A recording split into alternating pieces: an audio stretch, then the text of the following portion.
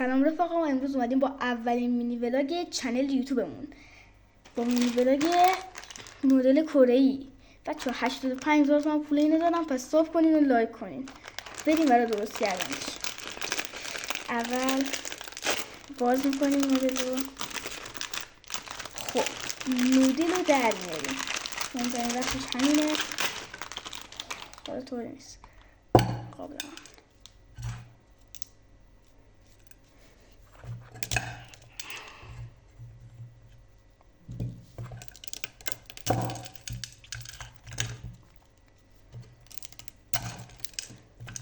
خب این تمام داشتم. خب اینم از این. خب این سسش، نه این سسش، این فوشش، این تهش.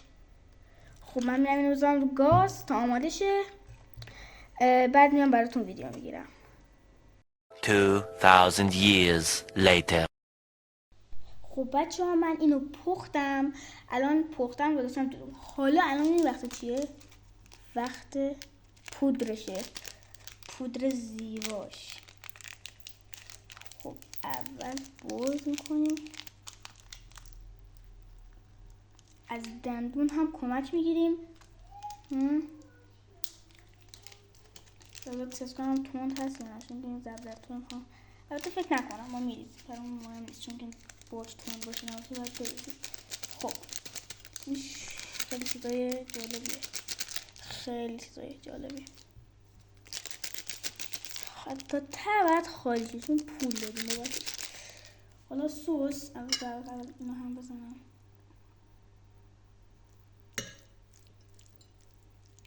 اول این چیزا ریختیم، حالا سس یه ذره باید بریزیم.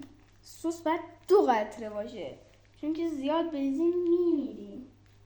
یه 2 تا.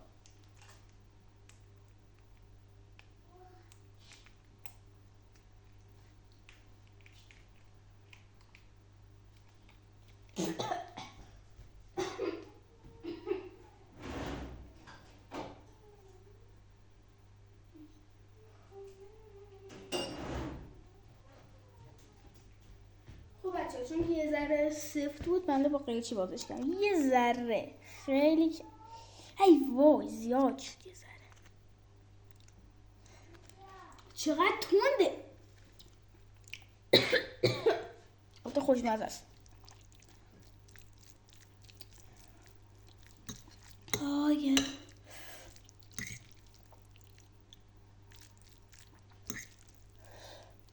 چقدر تنده.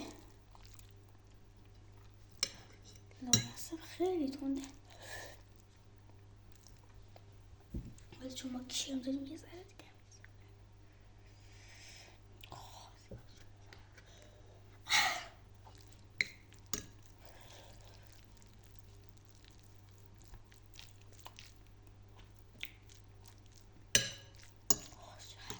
تنده. زبونم به فنا رفت.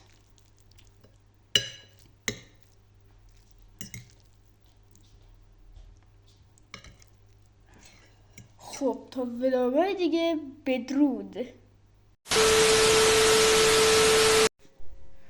خیلی تنبوت هستی. تازه ما 5 تا قطره بیشتر نریختیم. خیلی بد بود. این قدش هنوز مونده، کلش هست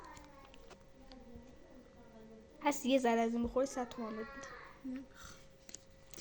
حاضر نیست بکات 100 تومن بهت میدم نمیخوام.